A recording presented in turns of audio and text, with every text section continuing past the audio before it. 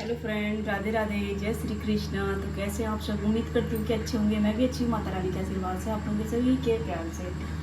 तो आज अभी शुरुआत करी मैं, रात को 9 बजने वाला है, 9 बजे से। और इस सवेरे मैं गई थी मायके का मैं थोड़ा सा आप लोगों को क्लिप दिखाऊंगी, ज़्यादा नहीं दिखाऊंगी।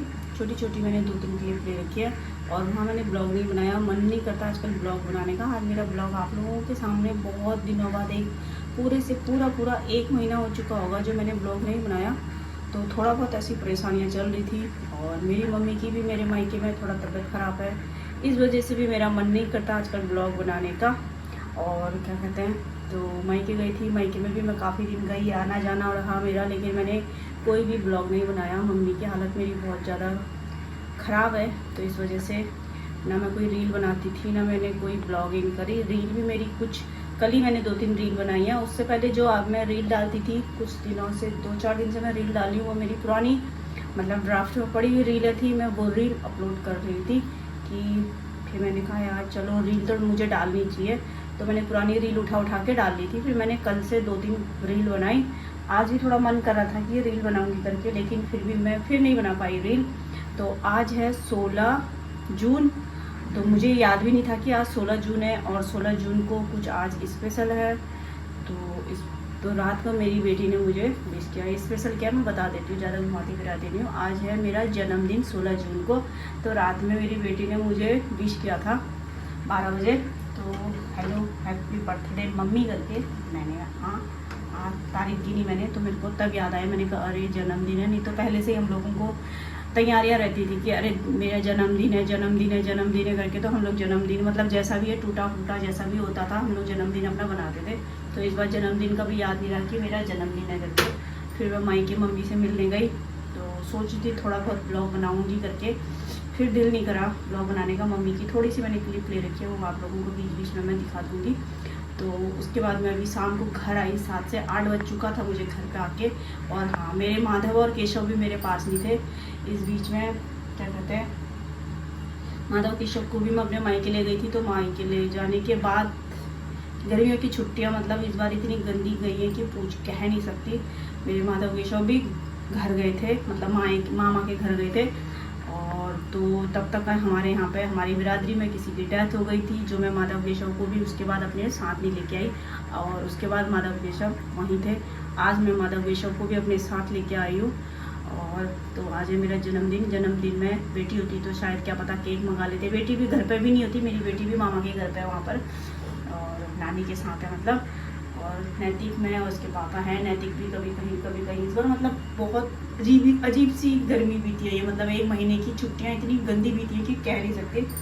जन्मदिन में क्या बना रहे हैं हम लोग। तो पिंकू बोले थे तेरी फेवरेट क्या है, आइसक्रीम है। मोटी आइसक्रीम नहीं लाई है तो कोई बात नहीं, सेवइयाँ बना ले। और मैं ये बना रही हूँ सेवई। तो इस सेवई भी इतनी जल गई है, इतनी गंदी सेवई बनी है, मैं कह नहीं सकती। बहुत ज़्यादा दिखाने थी, बहुत ज़्यादा गंदी सेवई बन रही है ये ऐसी सेवई है। और तो यहाँ पर ये मैंने रखा है क्या, पनीर कोर के, जो ये गुसाई जी दुकान पे आजकल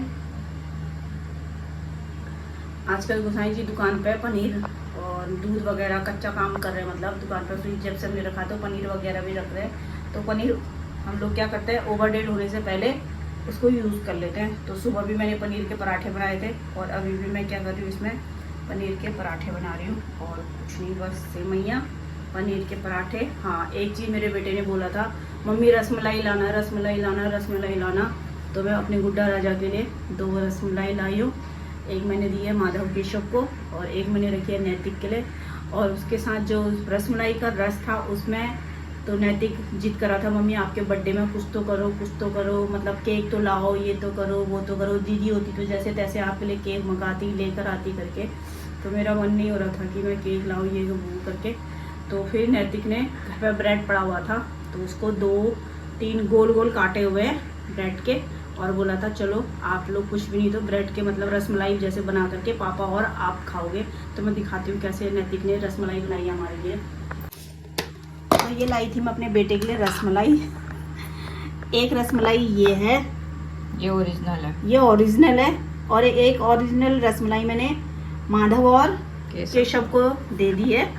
और ये नैतिक ने बनाई है ब्रेड की, गोल काट के, एक ये और 2 इस पर काट के डाली हुई है। ये इस तरीके से कुछ नहीं किया हमने, ब्रेड को ग्लास से गोल गोल काट दिया है। और ये मेरे लिए और गुसाई जी के लिए इसमें बंद कर दिए गुड्डा राजा ने, और इसमें नैतिक के लिए है, और माधव और केशव से भी मिलाती हूँ।